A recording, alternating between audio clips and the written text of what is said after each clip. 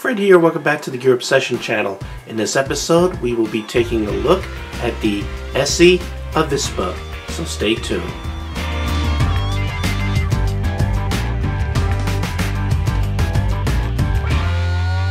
I purchased this knife for $29.95 at BladeHQ, and I purchased it for really one main reason, and that is I know a lot of folks out there like the Rat 1, and the Rat 1 being Randall's Adventure and Training. Well, guess what? Same deal here. Randall's Adventure and Training. Except this one's not by Ontario Knife and Tool. This one is not, well, yeah, this one is not by Ontario Knife and Tool. It's sold through ESEE, but there's some really strange things about it, because if you go to the website, it says that ESEE doesn't manufacture this knife. So let's take a close look and also go through these rather interesting details. I'm pretty sure that this knife is being marketed toward folks that like the Rat 1. Just so happens that I have a Rat 1 here made by Ontario Knife and Tool, and you could definitely see the similarities in the handle and even the blade being a full flat grind all the way up to the top. This Avispa, by the way, comes in a variety of colors: brown, tan, black, and different finishes for the blade. Now, again, this is similar, but there are some definite differences here. Now, Avispa, first of all, means wasp in Spanish. It's being marketed as every day carry, EDC, or for hiking. I'm not agreeing with the good for hiking and camping deal, because see the thinness of that knife? Let me bring back in the Rat 1. Now look at the thickness of the handle there. Now, when you hold the Rat 1, I could tell you right now, and also by quite a few reviews on the internet, that this would be a lot more comfortable hacking away at the campsite than something very thin like this that'll start cutting into your hand. So I think this is best used for just everyday carry, nice thin in the pocket, and you would barely know it was there. It's also a little bit lighter than the Rat 1. Another big difference is that the Rat 1 is a liner lock, and the Avispa is a frame lock, which I consider, in most cases, a stronger lock. Now, the Avispa is fully endorsed, just like the Zancudo, which is the smaller version of the same design, marketed through ESEE, and it's fully endorsed by Mike Perrin, probably not saying his name right, and Jeff Randall of Randall's Adventure and Training. Now, what's interesting is when you go to the ESEE website, there's some interesting verbiage on their website, and it basically says that these knives were manufactured in Taiwan for Blue Ridge Knives, not ESEE. These folders are not manufactured by ESEE, nor do they carry the ESEE logo. This says it on the website, but when you look really close at the logo on here, it may not have the ESEE logo, but you can see it does say ESEE in there, right in the Randall's Adventure and Training logo. So kind of interesting. Some may consider misleading, some may not, really don't want to get into the politics of all of that, but it is fully endorsed by the designers. ESEE does not warranty these knives. They do not market or sell these folders. Really kind of interesting. If you want more details, contact Blue Ridge Knives. This knife is manufactured in Taiwan, just like the Rat 1. Now, because it's marketed out there in Taiwan, in that part of the world, they love to counterfeit knives, so you might find a lot of counterfeit ESEE knives, including maybe this one. So let's go ahead and get into the specifications. Overall length of this knife is 8.5 inches. Blade length is 3.5 inches. Blade length is exactly the same as the Rat 1. The cutting edge is 3.25 inches. Blade thickness is 0.11 inches. Blade material is AUS 8, exactly the same as the Rat 1, comparable to the American 440B stainless steel. Blade style is a drop point, has a flat grind, and this particular one has a Stonewash finish.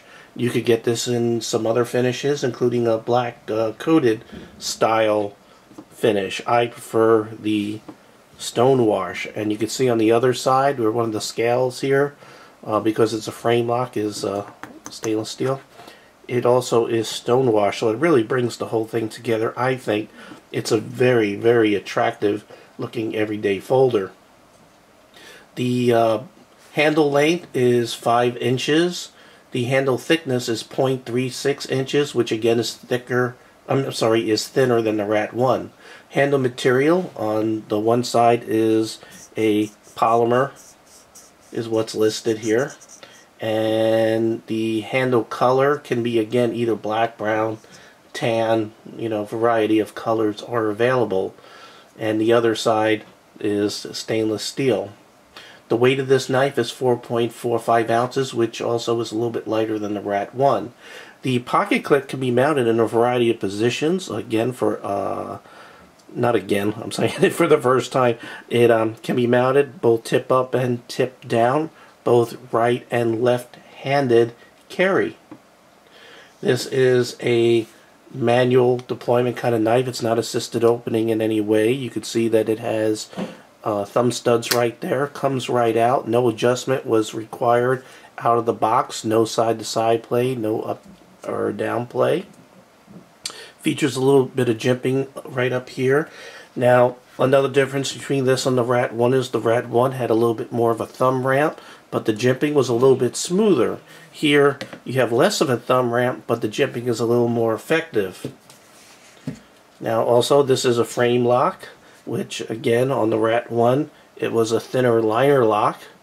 Here, you got the stronger frame lock. Again, this is my opinion. Some people may disagree. So you can see that locks up really nice. Let's go ahead and look at the lockup. You can see that it's fully behind the blade right there with room to wear to the right. So that's exactly where you want your lockup to be with a brand new knife out of the box. So again, the designer is Mike Perrin, and Jeff Randall. Country of origin is Taiwan, just like the Rat 1, and best use is marketed as camping and hiking as well as everyday carry. I disagree. I think it's great for everyday carry, but not really ideal for camping and hiking due to the thinness of this knife. I'd like to go ahead and run through a couple of tests. First is the set blade centering, which looks like it is right on. Very, very good. Blade retention is very good. It's holding on to that blade pretty good. The lockup, again, it's, you know what? Right there. Nope, it sort of went away. There is, nope, it sort of comes and goes. If I hold it down here, there is a very slight, very, very slight up and down. Look at that. Actually, you know what? I just pushed this all the way over, just like that. It went away. You know what? This is actually not very good. Let me show you something with this frame lock. I'm not pressing it very hard, but it's like the springiness is not bringing it over all the way, and I can push it all the way over. Check this out. I'm going to pull back on the blade a little bit. Back. That's not good. That's a flaw right there. Because of that, I'm going to tell you right now, I'm not going to recommend this knife. Right now there is a little bit of up and down play. I don't know if you could hear that. The blade flies open, no problem. It does lock up. Now, no mistaken, it is locked up okay, but this is a fatal flaw right here. I should not be able to just press that all the way over and then it spring back when I pull back on the blade. That is just wrong.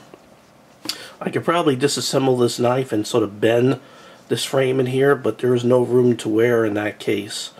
So, not very good. Let's go ahead and test out the sharpness. Wow, comes very sharp out of the box. I can